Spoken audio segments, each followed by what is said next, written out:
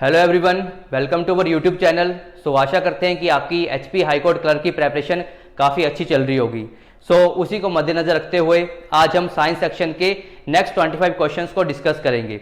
जैसे जैसे हम क्वेश्चंस को डिस्कस करेंगे तो आप भी अपना क्वेश्चन का आंसर देने की कोशिश करिएगा और कमेंट सेक्शन में बताने की कोशिश कीजिएगा कि आपके कितने क्वेश्चन सही हो रहे हैं। My name is Nitin Vashishtha.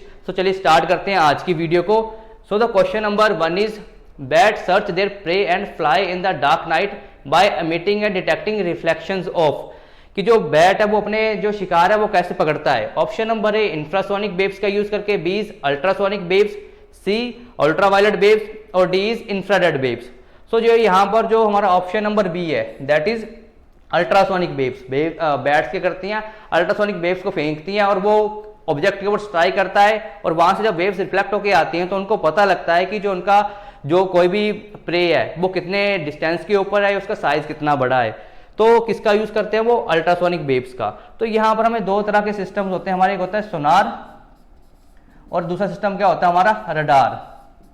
तो सोनार को क्या बोलते हैं, साउंड नेविगेशन एंड रेंजिंग, और रडार को क्या बोलते हैं, radio waves detection and ranging. तो सोनार का वेव्स है, सिंपली हम क्या करते हैं पानी के नीचे कोई भी ऑब्जेक्ट है उसको पता करने के लिए कि वो कितना बड़ा है या वो कहाँ पे है उसको पता करने के सोनार का यूज किया जाता है। जबकि रडार का यूज कहाँ पे करते हैं, हम प्लेन्स हो गया, हमारे जो एयरक्राफ्ट हो गया वहां पे यूज किया जाता है। तो जैसे ही रडार के अंदर कोई भी जो रडार का एरिया होता है वहां पर कोई भी ऑब्जेक्ट एंटर करता है तो वहां से जब ये रे स्ट्राइक करती है उस पर्टिकुलर ऑब्जेक्ट के ऊपर और वहां से हमें पता चलता है कि कोई ना कोई ऑब्जेक्ट हमारे टेरिटरी के अंदर एंटर कर गया है। तो इसको नलिफाई करने के लिए भी आजकल स्टेल्थ टेक्नोलॉजी का यूज किया जाता है। स्टेल्थ टेक्नोलॉजी क्या होती है कि जो भी ये रेडियो वेव्स एमिट हो रही हैं तो ये एक तरह की इलेक्ट्रोमैग्नेटिक वेव्स होती हैं। तो यहाँ पर ये जो वेव्स एमिट हो रही हैं तो जो वो पर्टिकुलर एयरक्राफ्ट होगा वो उसको एमिट नहीं करेगा, वो वेव्स को एब्जॉर्ब कर लेगा। इसके थ्रू आजकल रडार सिस्टम से ही बचा जा सकता है। जो हमारा ऑप्शन नंबर क्वेश्चन नंबर 1 था उसका आंसर हो जाएगा B, that is ultrasonic waves का यूज करती हैं हमारी बैट्स पकड़ने के लिए अपने प्रे को। अब मूव करते हैं हम क्वेश्चन नंबर 2 की तरफ। अब यहाँ पर हमें 4 ऑप्शन दिए हुए हैं, मतलब उनमें से हमें मैच करना है 4, मतलब यहाँ पर हमें 4-5 क्वेश्चंस के आंसर मिलेंगे। यहाँ पर दिया हो कि V किससे रिलेट करता है, कूलम किससे रिलेट करता है, या डायोप्टर क्या होता है, या W/Q क्या मेजर करता है। तो यहाँ पर उसके अकॉर्डिंग ऑप्शन भी देगी, ऐसा unit of power of lens क्या होता है, या फिर कूलम को क्या बोलते हैं, कि ऐसा unit of electrical potential difference, या जो potential difference between the 2 points, and 4 है ऐसा यूनिट ऑफ इलेक्ट्रिकल चार्ज। देखो जो V होता है, V है हमारा ये शो करता है the potential difference between the 2 points. हमारा कूलम होता है, कूलम क्या होता है, जो ऐसा यूनिट होता है इलेक्ट्रिकल चार्ज का। तो यहां के अकॉर्डिंग जो हमारा ऑप्शन नंबर ए क्या हो जाएगा, A का 3 B का 4। तो A का 3 B का 4, तो इसके अकॉर्डिंग C डायोप्टर। अब डायोप्टर क्या यूज करता है, कैसे किसके लिए यूज करते हैं उसको, तो ऐसा यूनिट ऑफ जो पावर ऑफ लेंस है उसको हम क्या करते हैं डायोप्टर मेजर करते हैं। तो C का 1, तो इसके अकॉर्डिंग जो हमारा D ऑप्शन है उसका क्या हो जाएगा 2, मतलब W/Q होता है ऐसा unit of electrical potential difference. यहां से आपको इस तरह से क्वेश्चन पूछे जा सकते हैं कि अलग अलग क्वांटिटीज के आपको यूनिट पूछे जा सकते हैं, कि जैसे हीट का यूनिट क्या होता है, या फिर वो करंट को किस में मेजर करते हैं। तो अगर मैं यहाँ पर डायोप्टर की बात करता हूँ तो ये होता है पावर ऑफ लेंस। तो जो पावर ऑफ लेंस होता है वो किसके इनवर्सली होता है, फोकल लेंथ के। तो देखो अगर फोकल लेंथ किसी की क्या है, फोकल लेंथ है अगर किसी की 10, ये 10 मीटर कुछ भी, तो P की वैल्यू क्या हो जाएगी 1/10, तो इसकी पावर क्या होगी 0.1 डायोप्टर। तो इस तरह से हम पावर और फोकल लेंथ को भी रिलेशन पता होना चाहिए कि जितनी ज्यादा पावर होगी फोकल लेंथ उतनी कम होगी, और जितनी ज्यादा फोकल लेंथ होगी पावर उतनी ही कम होती जाएगी। तो इसके अकॉर्डिंग जो हमारा क्वेश्चन नंबर 2 है, जो ऑप्शन नंबर बी है, will be the right answer. अब मूव करते हैं क्वेश्चन नंबर 3 के ऊपर। तो बोला है कि इन चिल्ड्रन जो kwashiorkor and marasmus diseases are caused by the deficiency of. तो आपने सुना होगा कि ये जो डिसीज होती हैं बच्चों में होती हैं, ये तो क्वाशियोरकर और जो मरासमस डिसीजेज होती हैं ये किसकी डेफिशिएंसीज होती हैं। Option number A is vitamin D, B is vitamin B6, C is protein and D is fat. ये जो मरासमस और क्वाशियोरकर जो बीमारियां होती हैं तो ये मेनली किसकी वजह से होती है, जो प्रोटीन की डेफिशिएंसीज होती हैं। तो देखिए अगर क्वाशियोरकर के बारे में बात की जाए तो ये मेनली प्रोटीन की डेफिशिएंसी होती है जब कभी माल न्यूट्रिशन हो जाता है, और मेनली ये डेवलपिंग कंट्रीज में ही ये बीमारी देखी जाती है कि जहाँ पर प्रॉपर न्यूट्रिशन नहीं मिल पाता खाने में। तो इसमें होता क्या है कि जो हमारी बॉडी में टिश्यूज हैं उनमें बहुत ज़्यादा फ्लूइड फ्लो होना शुरू हो जाता है, मतलब फ्लूइड ज़्यादा पैदा होना शुरू हो जाता है टिश्यूज में। तो उसकी वजह से क्या होता है, जो हमारे मसल्स हैं वो क्या करते हैं, इन्फ्लेट कर जाते हैं। तो उसकी वजह से देखा होगा कि जो पेट है उसका, बच्चों में ही पेट का जो साइज है वो काफ़ी ज़्यादा बढ़ जाता है। तो ये जो बीमारी क्वाशियोरकर है ये देखी जाती है बच्चों में 6 मंथ से लेके 3 इयर्स तक। तो क्वाशियोरकर 6 मंथ से लेके 3 साल के बच्चों के बीच में पाई जाती है। और उसी तरह से अगर मरासमस की बात करें तो ये भी, इसमें भी प्रोटीन डेफिशिएंसी होती है, बट इसमें कार्बोहाइड्रेट्स, फैट्स, इन सभी की कमी भी देखी जाती है। और इसमें क्या होता है कि जो बोन्स हैं वो काफ़ी विजिबल हो जाती हैं, मतलब काफ़ी आपको विजिबल ही दिखेंगी बोन्स बच्चों की स्किन के अंदर। तो इसमें जो ये बीमारी होती है ये होती है 1 साल से कम के बच्चों में। तो ये दोनों जो बीमारियां होती है होती किसकी डेफिशिएंसी से है, प्रोटीन की डेफिशिएंसी से होती हैं। तो इसलिए जो हमारा ऑप्शन नंबर सी होगा will be the right answer. अब मूव करते हैं क्वेश्चन नंबर 4 की तरफ। Which organ break fat to produce cholesterol. तो कौन सा ऑर्गन है कि जो कोलेस्ट्रॉल को, मतलब फैट को ब्रेक करता है कोलेस्ट्रॉल को बनाने के लिए। So option number A is liver, B is kidney, C is pancreas and D is none of the above. So जो हमारा लीवर होता है, ऑप्शन नंबर ए, तो लीवर क्या करता है, फैट को ब्रेक डाउन करता है कोलेस्ट्रॉल को बनाने के लिए, ठीक है। और ये लिवर के अंदर क्या होता है, लिवर एक प्रोटीन्स को भी बनाता है लिवर। और इसका और काम क्या होता है कि जो लिवर मेनली क्या करता है, हमारे जो मेटाबॉलिज्म है उसको भी काफी स्ट्रॉन्ग करता है, ब्लड की क्लोटिंग करने में भी हेल्प करवाता है लिवर। और लिवर हेल्प करता है विटामिन के की प्रोडक्शन में भी हेल्प करता है लिवर। सो यहां से जो ऑप्शन नंबर ए है कि which organ break fat to produce cholesterol is liver. अब मूव करते हैं क्वेश्चन नंबर 5 की तरफ। The main use of nuclear reactor is to, कि न्यूक्लियर रिएक्टर का मेन यूज क्या होता है। Option number is store the radioactive material, कि रेडियो एक्टिव मटीरियल को स्टोर करने का काम करता है। B is produce electrical energy from the energy release during the nuclear fission, कि जो इलेक्ट्रिकल एनर्जी बनाना जब वो न्यूक्लियर फिशन के दौरान निकलती है। C is major electrical current in the circuit and D is transmit the optical signals and the 2 dimension pictures. तो देखिए जो न्यूक्लियर रिएक्टर है उसका मेनली काम क्या होता है, हमें इलेक्ट्रिकल एनर्जी प्रोवाइड करके देना। कहाँ से, न्यूक्लियर एनर्जी से, जो निकलती कब है, जब फिशन की प्रोसेस होती है। तो फिशन की प्रोसेस जैसे कि हमें पता है कि जब कभी भी हमारा एक जो फिशन में होता क्या है, जब एक हैवी न्यूक्लियाई है वो ब्रेक करके 2 स्मॉल न्यूक्लियाई बनाया जाता है और उसकी वजह से बहुत ज़्यादा अमाउंट ऑफ एनर्जी निकलती है, तो उसी को हम क्या बोलते हैं, न्यूक्लियर फिशन बोल देते हैं। तो इसके लिए हम यूज मेनली किसका करते हैं, यूरेनियम 235 का मेनली यूज किया जाता है फिशन की प्रोसेस में। सो इसके अकॉर्डिंग जो हमारा ऑप्शन नंबर बी होगा will be the right answer. अब मूव करते हैं हम क्वेश्चन नंबर 6 की तरफ। तो क्वेश्चन नंबर 6 में बोला हुआ है compressed natural gas is now being used as a better fuel than the gasoline for running vehicles because of its, कि अब सीएनजी का हम ज्यादा यूज करते हैं। अब देखा होगा कि सीएनजी वाले व्हीकल्स काफी बिकने शुरू हो गए हैं एज कम्पेयर टू जो हमारे पेट्रोल वाले व्हीकल्स होते हैं। सो उसका मेन रीजन क्या है। So option number A is complete combustion and no unburnt release of carbon. Option number B is incomplete combustion and release of methane. C is high ignition temperature and D is low calorific value and the engine remains cool.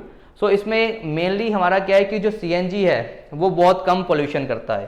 सो यहाँ पर जो option number A होगा that is complete combustion and no unburnt release of carbon. तो mainly reason हमारा यही है क्योंकि ये जो पेट्रोल है उसकी वजह से जो पॉल्यूशन लेवल है बहुत ज़्यादा बढ़ता जा रहा है। तो इसलिए सीएनजी के व्हीकल्स भी की तरफ शिफ्ट किया जा रहा है, क्योंकि यहाँ पर क्या होता है जो कार्बन है वो कम्प्लीटली बर्न हो जाता है। तो उसकी वजह से क्या होता है कि जो पॉल्यूशन है बहुत कम फैलता है। सो इसलिए जो ऑप्शन नंबर ए है will be the right answer. अब मूव करते हैं क्वेश्चन नंबर 7 की तरफ। देखो 7 में बोला हुआ है कि who invented the gravitation law, कि जो ग्रेविटेशन लॉ है उसको इन्वेंट किसने किया था, लॉ ऑफ ग्रेविटेशन किसने इन्वेंट किया था। So option number A is Einstein, B is Dalton, C is Faraday and D is Newton. So जैसे कि हमें पता है कि जो हमें सुना होगा अपने न्यूटन लॉ ऑफ ग्रेविटेशन। जो ग्रेविटेशन के बारे में सबसे पहले किसने बताया था, न्यूटन ने बताया था। अब उसके बाद हमें बाकी दिए हुए हैं, जैसे आइंस्टाइन दिया है, डाल्टन और फैराडे। तो आइंस्टाइन ने फेमस, आपने सुना होगा E=mc², ठीक है, कि उन्होंने बोला था कि जो एनर्जी और मास है, ठीक है, वो एक दूसरे के इक्वल होते हैं, बट उनकी जो फॉर्म्स होती हैं वो अलग अलग है। मतलब बस ये एनर्जी की फॉर्म है, ये मास की फॉर्म में है, बट ये अलग फॉर्म्स है सेम थिंग के। तो उन्होंने E=mc² का फॉर्मूला दिया था, और उनको फिर नोबेल प्राइज भी बाद में फोटो इलेक्ट्रिक इफेक्ट के लिए मिला था 1921 में। अगर डाल्टन की बात करें तो सबसे पहले जो एटॉमिक थ्योरी होती है, एटम के ऊपर जो थ्योरी की सबसे पहले बात करी थी वो जॉन डाल्टन ने ही करी थी। तो उसमें उन्होंने बोला था कि जो एटम होता है वो सबसे हमारा इनडिविजिबल और इनडिस्ट्रक्टिबल, कोई भी हमारा जो सारे मैटर बनते हैं वो किससे बनते हैं, एटम से बनते हैं, जो कि क्या होता है, इनडिविजिबल और इनडिस्ट्रक्टिबल है, कि उसको फर्दर तोड़ा नहीं जा सकता। आगे फैराडे, तो फैराडे ने किया था, फैराडे ने दिया था Faraday's law of electromagnetic induction. तो जैसे कि हम स्टडी करते हैं कि जब कभी भी किसी वायर में से इलेक्ट्रिकल फील्ड ट्रेवल पास करती है तो उसकी वजह से मैग्नेटिक फील्ड भी जनरेट होती है। तो जो उसके बारे में जो डिस्कशन करी थी वो किसने करी थी, फैराडे ने करी थी। सो इसके अकॉर्डिंग जो हमारा क्वेश्चन नंबर 7 है, होप सो आपको ये सारे ऑप्शन क्लियर हो गए होंगे। जो हमारा राइट आंसर हो जाएगा वो होगा न्यूटन, कि जो ग्रेविटेशन के बारे में जो लॉ ऑफ ग्रेविटेशन दिया था वो किसने दिया था, आइजैक न्यूटन ने दिया था। अब मूव करते हैं क्वेश्चन नंबर 8 की तरफ। सो 8 में बोला हुआ है व्हाट डज ऑडियोमीटर मेजर्स, कि जो ऑडियोमीटर वो क्या मेजर करता है। Option number A is altitude, B is atmospheric pressure, C is movement of heart and D is intensity of sound. तो देखिए जो ऑडियोमीटर है वो क्या मेजर करता है, जो साउंड की इंटेंसिटी कितनी है, कि साउंड की इंटेंसिटी को मेजर करने के लिए हम क्या यूज करते हैं, ऑडियोमीटर को यूज करते हैं। उसी तरह हमें एल्टीट्यूड दिया हुआ है, अब एल्टीट्यूड को मेजर करने के लिए हम यूज करते हैं एल्टीमीटर का। आगे दिया हुआ है एटमॉस्फेरिक प्रेशर, सो एटमॉस्फेरिक प्रेशर को मेजर करने के लिए हम बैरोमीटर का यूज करते हैं। अब है मूवमेंट ऑफ द हार्ट, तो एक सिंपली कि जो नॉर्मल हार्ट है वो कितने टाइम बीट करता है, तो 72 टाइम्स बीट करता है पर मिनट। सो जो क्वेश्चन नंबर 8 है उसका राइट आंसर क्या हो जाएगा, intensity of the sound is measured by audiometer. अब मूव करते हैं नेक्स्ट क्वेश्चन की तरफ। Question number 9, who invented telephone, कि टेलीफोन की डिस्कवरी जो है इन्वेंट किसने किया था। So option number A is Samuel Morse, B is Alexander Graham Bell, C is Marconi and D is Pascal. So यहाँ पर जो हमारे अलेक्जेंडर ग्राहम बेल है उन्होंने क्या किया था, टेलीफोन को डिस्कवर किया था। अब इसी तरह यहाँ पर हमें पास्कल भी दिया हुआ है, तो पास्कल से आपके पास्कल्स लॉ सुना हुआ, तो जो पास्कल्स लॉ है वो कहाँ पे अप्लाई होता है, स्टेशनरी लिक्विड के ऊपर, मतलब जब लिक्विड मूव नहीं कर रहा होता। तो होता क्या है कि अगर सपोज करो मैंने कोई कंटेनर लिया हुआ है और इस पर्टिकुलर लेवल तक लिक्विड है, और अगर मैंने देखा कि इस पर्टिकुलर पॉइंट के ऊपर जो लिक्विड है वो हर एक डायरेक्शन में सेम प्रेशर अप्लाई करेगा हॉरिजॉन्टली, कि हॉरिजॉन्टली अगर एक पर्टिकुलर लेवल पे लिक्विड है तो हर एक डायरेक्शन में जो उसकी फोर्स लगती है वो सेम लगती है। तो यही हम पास्कल्स ने इस पे लॉ दिया था, इसको बोलते हैं पास्कल्स लॉ। सो जो हमारा यहाँ पे आंसर हो जाएगा क्वेश्चन नंबर 9 का होगा ऑप्शन नंबर बी, कि टेलीफोन की डिस्कवरी किसने करी थी, अलेक्जेंडर ग्राहम बेल ने। अब मूव करते हैं क्वेश्चन नंबर 10 की तरफ। Which of the following is not a renewable source of energy, ठीक है, जिसको रिन्यू नहीं किया जा सकता। So option number A is coal, B is wind, C is water and D is sun. तो देखिए यहाँ से जो ऑप्शन नंबर ए है कोल, तो कोल हमारा क्या है, ये हमारा non renewable source of energy है। मतलब अगर एक बार ये खत्म हो गया तो इसको हम फिर से बना नहीं सकते, और इसको बनने में मतलब ये फॉसिल फ्यूल्स होते हैं, ये काफ़ी लाखों करोड़ों साल पहले धरती के अंदर जब कभी भी ये फॉसिल दब जाते हैं तो जो हाई टेम्परेचर लो प्रेशर के अंदर ये सारे बनते हैं फॉसिल्स, तो इसलिए इनको बनने में बहुत ज़्यादा टाइम लग जाता है। और इनको क्या बोलते हैं हम, कन्वेंशनल सोर्सेज ऑफ एनर्जी बोलते हैं। कन्वेंशनल का मतलब क्या होता है कि जो हम या डेली में यूज़ करते रहते हैं, जैसे कोयला हो गया, पेट्रोलियम हो गया, जो भी हो गया, petrol, diesel, kerosene, LPG, CNG, तो ये सारे हमारे क्या होते हैं, हमारे कन्वेंशनल सोर्सेज ऑफ एनर्जी हैं जिनको हम डेली बेसिस पे यूज़ करते हैं। और ये जो बाकी हमारे हो गया विंड एनर्जी हो गया, ये सन एनर्जी हो गया, जियोथर्मल एनर्जी हो गया, ये सारे हमारे क्या होते हैं, non conventional sources of energy होते हैं, क्योंकि इसका अभी तक हम इतना यूज़ नहीं कर पाए हैं। बट अगर इसका यूज़ एक काफ़ी अच्छे लेवल पर हो सके तो उसकी वजह से क्या होगा, पॉल्यूशन भी कम होगा, और ये क्या होता है, रिन्यू भी, खुद को रिन्यू भी करते रहते हैं, ठीक है। तो इसलिए इनके खत्म होने के जो चांसेस है वो काफ़ी कम है। बट इसके जो हमारा क्वेश्चन पूछा हुआ था कि इनमें से कौन सा रिन्यूएबल सोर्स नहीं है, तो उसका क्या हो जाएगा, coal, that is option number A. So hope करते हैं आपको ये 10 क्वेश्चन समझ आ गए होंगे। अब मूव करते हैं क्वेश्चन नंबर 11 की तरफ कि what are the lines on the map joining places with equal amount of pressure, कि मैप के ऊपर अगर ऐसी जो लाइंस है एक दूसरे को ज्वाइन करती है जहां पे इक्वल अमाउंट ऑफ प्रेशर रहता है तो उसको क्या बोलते हैं। पहला ऑप्शन ए दिया हुआ हमें आइसोबार्स, बी बोला हुआ है आइसोहाइट्स, सी बोलते हैं आइसोहेल्स एंड डी बोलते हैं आइसोकेमी। तो जो सेम प्रेशर रहता है उसको क्या बोलते हैं हम, आइसोबार्स। आइसो का मतलब होता है सेम और जो बार होता है वो प्रेशर को मेजर करने के यूनिट होते हैं। तो इसलिए जो लाइन ज्वाइन करती है places of same amount of pressure उसको क्या बोलते हैं, आइसोबार्स बोलते हैं। उसी तरह अगर हम देखें कि आइसोहाइट को देखें तो आइसोहाइट्स क्या होते हैं कि ऐसी जो line joining the map having the same average rainfall, कि ऐसे पॉइंट्स जिनमें जो एवरेज रेनफॉल होती है वो सेम रहती है उसको आइसोहाइट बोलते हैं। उसी तरह आइसोहेल दिया हुआ है कि और line joining on the map जिनका क्या रहता है, सेम एवरेज टेम्परेचर रहता है या सनशाइन रहती है, टेम्परेचर सनशाइन। आइसोहेल का मतलब होता है कि जिसमें क्या होता है सेम सनशाइन रहती है, एवरेज सनशाइन, उसको क्या बोलते हैं हम, आइसोहेल्स बोलते हैं। और आइसोकेमी क्या बोलते हैं कि जिसमें line joining on the maps जिसमें क्या होता है कि सेम एवरेज टेम्परेचर रहता है विंटर्स में। तो टेम्परेचर के लिए विंटर जो आइसोहेल बताता है हमारा सनशाइन के बारे में बताता है, आइसोहाइट हमारा रेनफॉल के बारे में बताता है और आइसोबार क्या बताता है, प्रेशर के बारे में एक पर्टिकुलर मैप के ऊपर कि जहां पे सेम प्रेशर रहता है। सो इसका जो आंसर हो जाएगा option number A, that is isobars. अब मूव करते हैं क्वेश्चन नंबर 12 की तरफ। सो क्वेश्चन नंबर 12 में बोला हुआ है who is known as the father of genetics, कि जेनेटिक्स का फादर किसको बोला जाता है। So option number A is Rutherford, B is Cushing Harvey, C is William Harvey and D is G Mendel.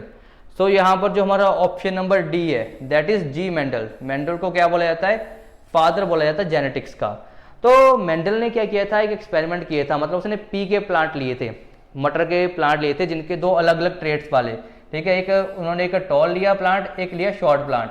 तो जब उसने इनकी क्रॉस ब्रीड करवाई तो फर्स्ट जनरेशन में क्या देखा गया कि जो सारे प्लांट थे वो सारे टॉल ही थे, मतलब उसमें जो सारे कैरेक्टर थे वो इसके ही देखे गए। इसको बोला गया F1 प्रोजनी। अब जब उन्होंने इस F1 जनरेशन में से दो प्लांट को लेके इनकी क्रॉस ब्रीड करवाई तो ये देखा गया कि जो फर्स्ट 3 प्लांट थे वो तो टॉल निकले और जो चौथा था वो क्या निकला, शॉर्ट निकला। तो इसमें जो रेशियो थी टॉल वर्सेस शॉर्ट थी वो थी 3:1। तो यहां से देखा गया कि जो रेक्ट करने वाले दो हमारे ये टॉल और शॉर्ट प्लांट थे, तो ये देखा गया कि दोनों की ही प्रॉपर्टीज किसी भी ऑर्गेनिज्म में देखी जाती हैं कि मेनली जो प्रॉपर्टीज देखी जाती हैं वो जो डोमिनेट कर रहा होता है। तो यहाँ पर डोमिनेट कौन कर रहा था, ये जो टॉल था पी प्लांट ये डोमिनेट कर रहा था, बट जो रिसेसिव के ट्रेट भी हमें कहीं ना कहीं दिखाई देते हैं। तो यहाँ पर जब उन्होंने फर्स्ट जनरेशन में तो कोई कैरेक्टर नहीं दिखाया गया, बट जब सेकंड जनरेशन में उन्होंने इनकी क्रॉस ब्रीड करवाई जो F1 प्रोजनी भी बने थे तो ये देखा गया कि जो एक लास्ट हमारे पास जो ऑर्गेनिज्म बन के आता है जो उसमें कैरेक्टर थे वो रिसेसिव के ट्रेट के पाए गए कैरेक्टर। तो ये जो बताया था वो किसने बताया था, मेंडल ने बताया था। तो इसलिए इनको क्या बोला जाता है, फादर ऑफ जेनेटिक्स बोला जाता है।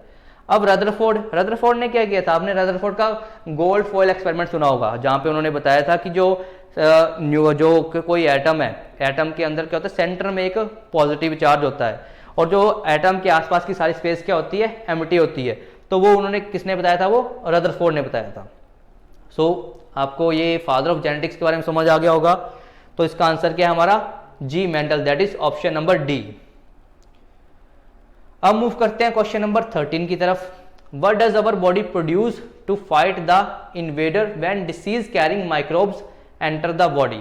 तो जब कभी भी हमारे बॉडी के अंदर रोग फैलाने वाले रोगाणु वगैरह एंटर कर जाते हैं तो उनसे लड़ने के लिए हमारा शरीर क्या पैदा करता है।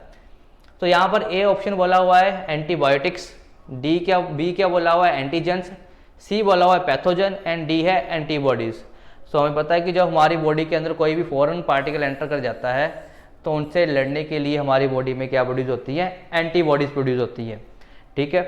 तो उसी तरह एंटीजेंस दिया होगा यहाँ पे। तो एंटीजन क्या होता है, जब कभी भी कोई फॉरेन सब्सटेंस या कोई भी फॉरेन मटेरियल, वो बैक्टीरिया भी हो सकता है, वायरस भी हो सकता है, फंजाई भी हो सकती है, हमारी बॉडी के अंदर एंटर करते हैं तो हमारी बॉडी क्या करती है, उनसे लड़ने के लिए क्या प्रोड्यूस करती है, एंटीबॉडीज को प्रोड्यूस करती हैं कि जो उनको खत्म करने का काम करते हैं। पैथोजेंस क्या होते हैं कि जिस पाथ के थ्रू, कि एयर के थ्रू या पानी के थ्रू हमारी बॉडी में कोई ना कोई जो डिसीज कैरिंग जो बैक्टीरिया वायरस एंटर कर रहे हैं उनको क्या बोलते हैं, जिस पाथ के थ्रू एंटर कर रहे हैं उनको बोलते हैं पैथोजेंस बोलते हैं।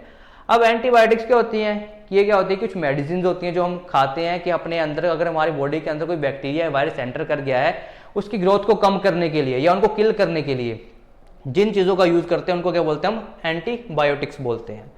सो आपको होप करते हैं ये सारी टर्म्स समझ आ गई होंगी। सो इसके जो ऑप्शन नंबर 13 है, जो हमारी बॉडी प्रोड्यूस करती है वो क्या प्रोड्यूस करती है, एंटीबॉडीज को प्रोड्यूस करती है। अब मूव करते हैं क्वेश्चन नंबर 14 की तरफ। Which of the following is responsible for marble cancer. क्या आपने देखा होगा कि जो ताजमहल की दीवारें थी वो काफ़ी जो इरोड होनी शुरू हो गई थी, तो उसका मेनली रीज़न क्या है। Option number A is acid rain, B is CFC, C is ozone and D is oxygen. So इसका जो मेनली रीज़न वो क्या होता है, एसिड रेन होता है।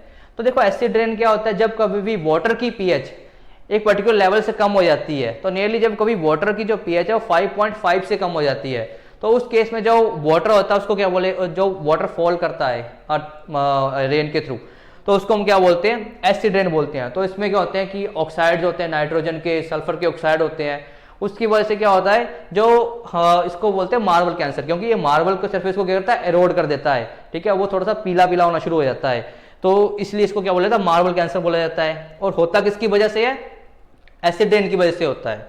और CFC हमें क्लोरोफ्लोरोकार्बन्स कि ये इनका यूज बंद कर दिया गया था, पहले यूज किया था रेफ्रिजरेटर्स में, ठीक है, एयर कंडीशनर्स में इनका यूज किया जाता था। अब इनका यूज बंद क्यों कर दिया गया, क्योंकि ये जोन जो हमारी लेयर होती है उसको डिस्ट्रॉय करने का काम कर रहे हैं, तो इसलिए इनका यूज बंद कर दिया गया है। तो इसके अकॉर्डिंग जो हमारा ऑप्शन नंबर ए होगा that is acid rain will be the right answer. अब मूव करते हैं क्वेश्चन नंबर 15 की तरफ। Lightning conductor is a device use to protect. तो जो लाइटनिंग कंडक्टर आपने देखा होगा कि आपके घरों में भी हमने क्या लगाया होता है, अर्थिंग तो लगाया होता है, बाहर एक रोड से लगाई होती है जिसका जो एंड होता है पॉइंटेड एंड होता है। तो जो वो होता है लाइटनिंग कंडक्टर, उसका यूज क्यों किया जाता है। Option number A is building from the effect of lightning, मतलब प्रोटेक्ट करना बिल्डिंग को कि लाइटनिंग के इफेक्ट से। B is protect the building from the effect of earthquake, and option number C is protect building from the heavy rain, and option number D is protect structures from the heavy wind. तो जो lightning conductor उनका mainly use कहाँ पे किया जाता है कि जो लाइटनिंग का इफेक्ट है, मतलब ऑप्शन नंबर ए कि जो protect the building from the effect of lightning. तो मेनली देखो लाइटनिंग में अगर हमने लाइटनिंग कंडक्टर का यूज नहीं करेंगे तो होगा क्या, तो चार्ज हुआ एक पॉइंट पे, मतलब अगर जहां पे भी फॉल करेगा वो वहां पर अकोमुलेट हो जाएगा।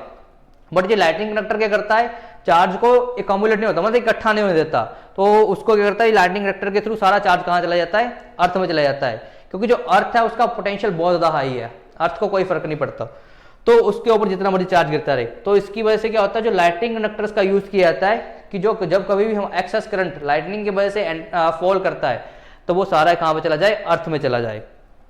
तो इसलिए यहाँ पर जो ऑप्शन नंबर ए है कि जो हमारा प्रोटेक्ट करना होता है बिल्डिंग्स को लाइटनिंग के इफेक्ट से, वहां पर यूज किया जाता है लाइटनिंग कंडक्टर्स को।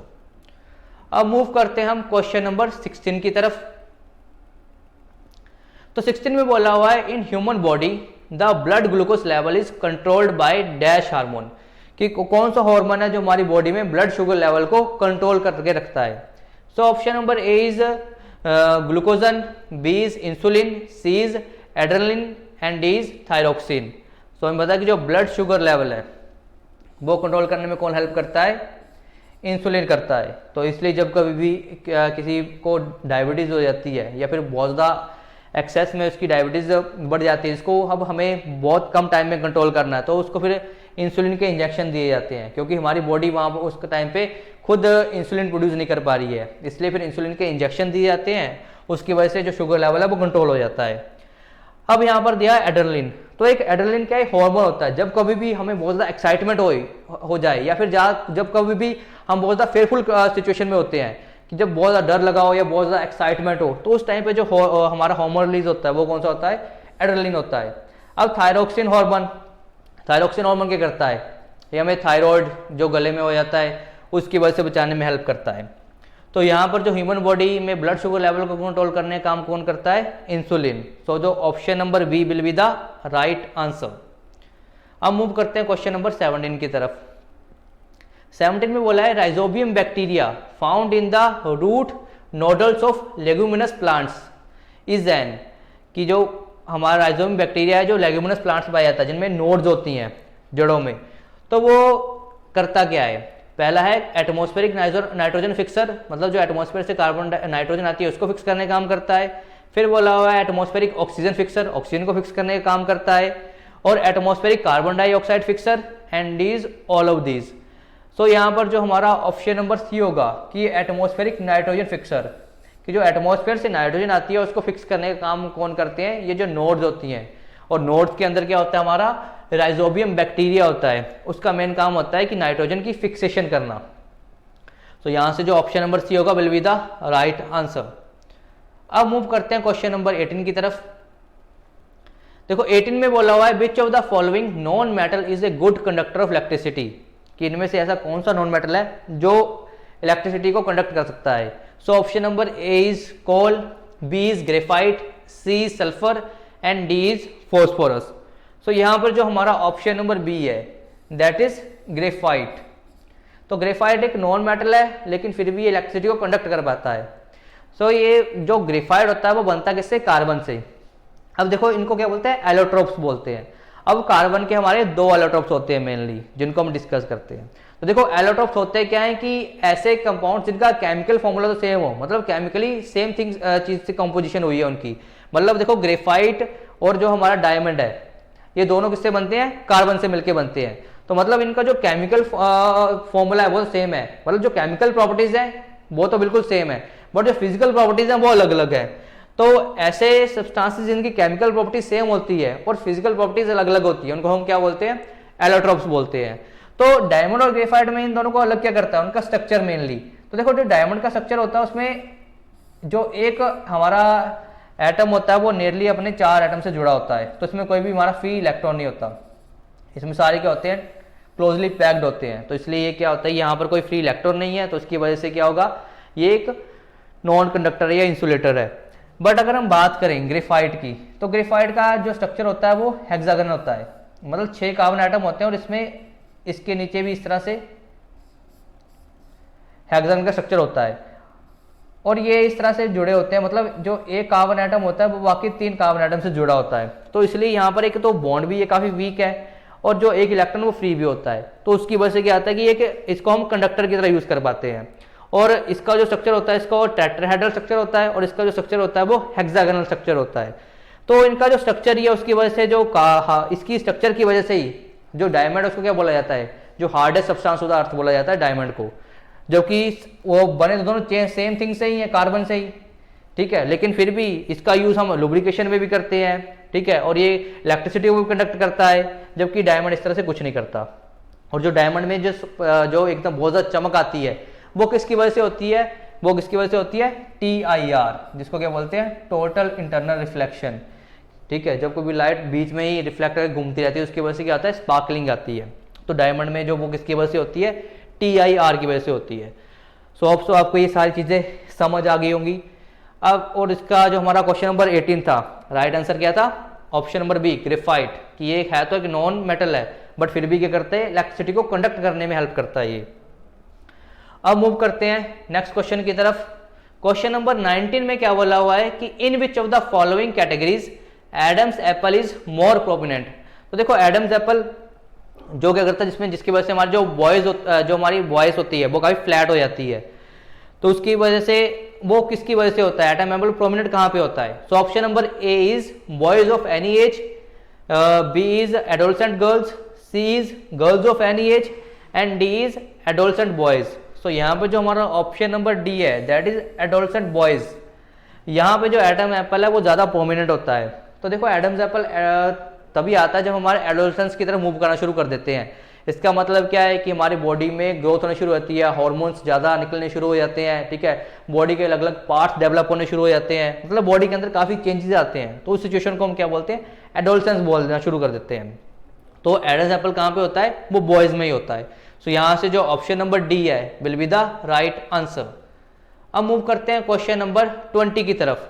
सो 20 में पूछा हुआ है कि which of the following metal is stored in the kerosene oil due to its high reactivity with air and water, कि इनमें से कौन सी मेटल है जिसको कहाँ पर स्टोर कर रखा जाता है, कैरोसिन में स्टोर करके रखा जाता है, क्योंकि अगर उसको बाहर रखेंगे तो वो बहुत इजीली रिएक्ट कर जाएगा एयर एंड वाटर के साथ।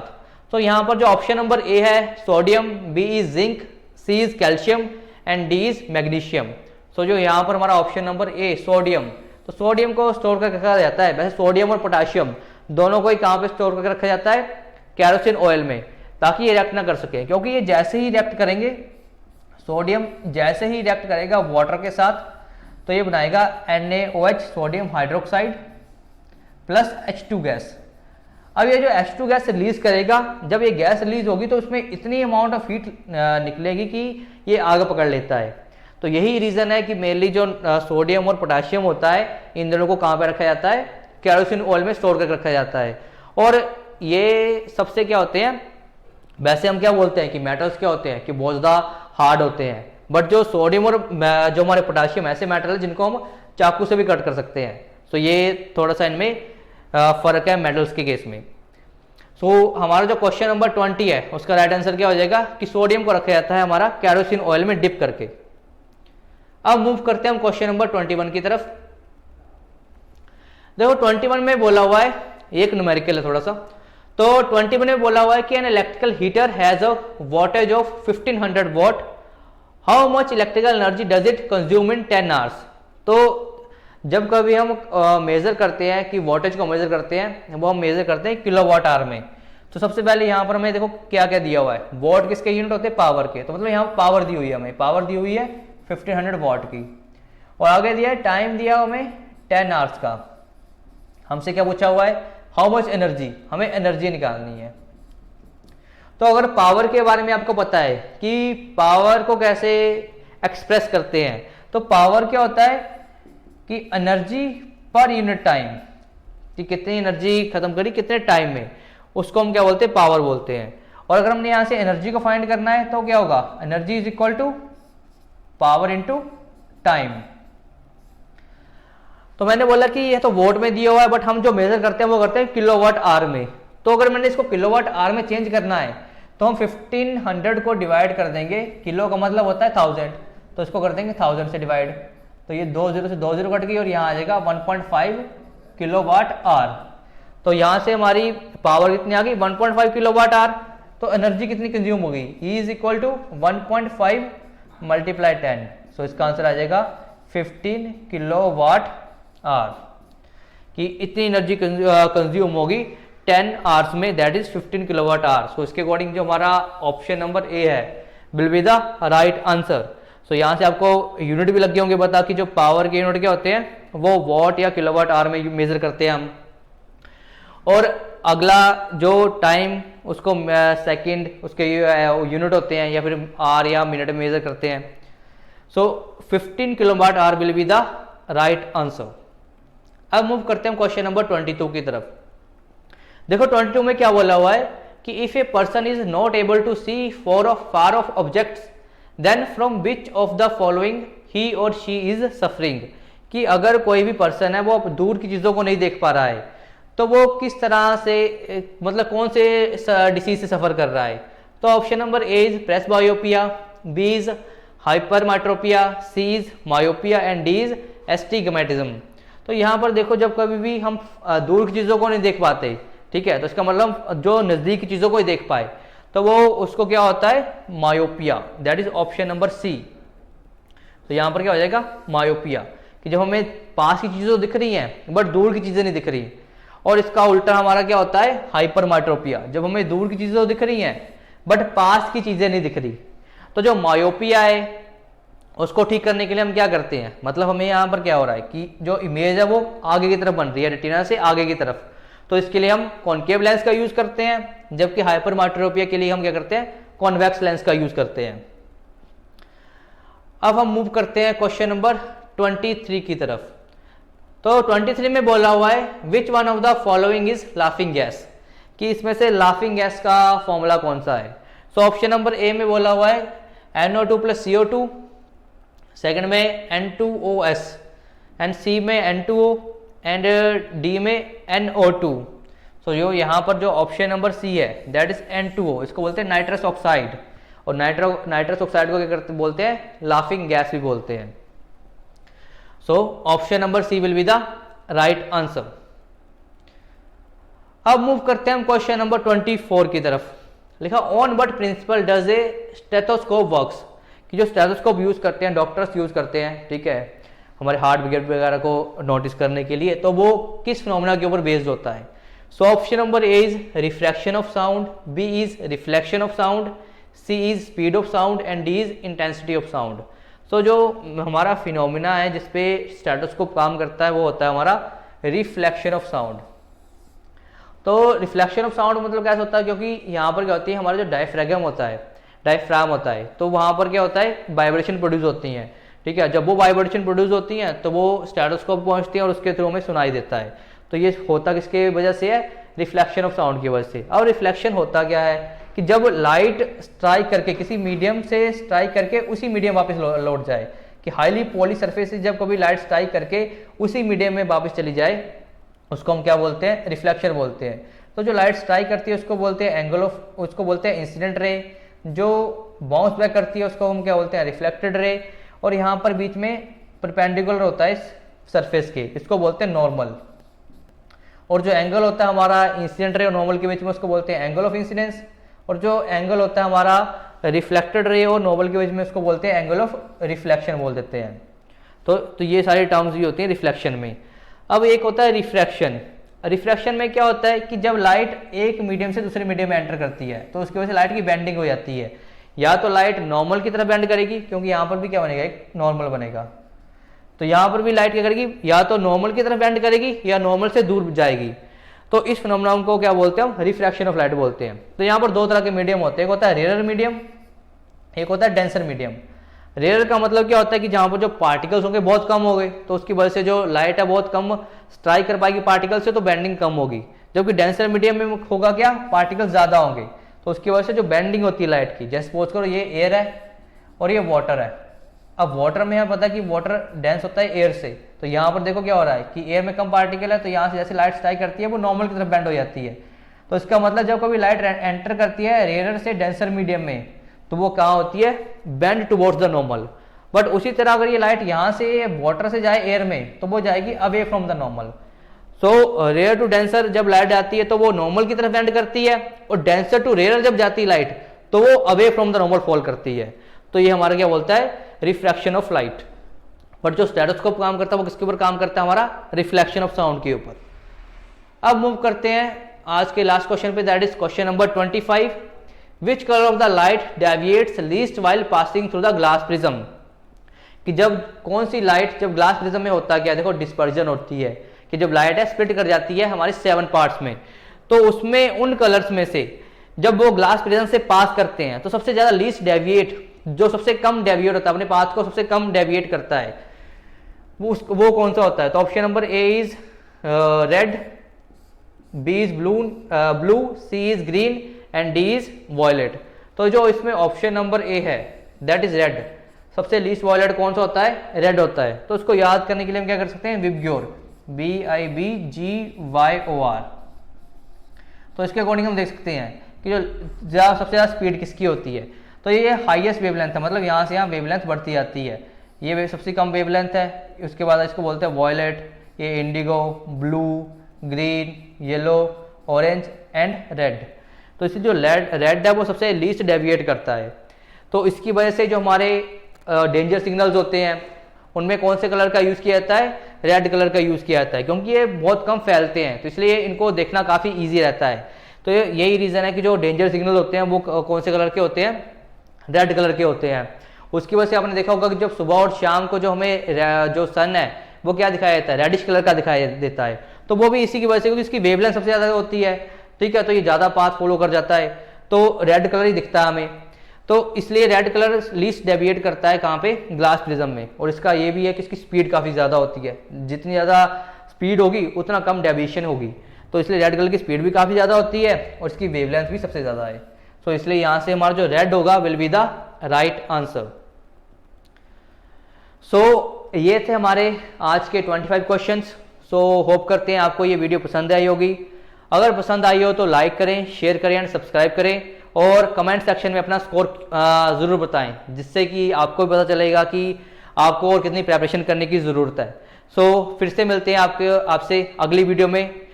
Okay then, thank you.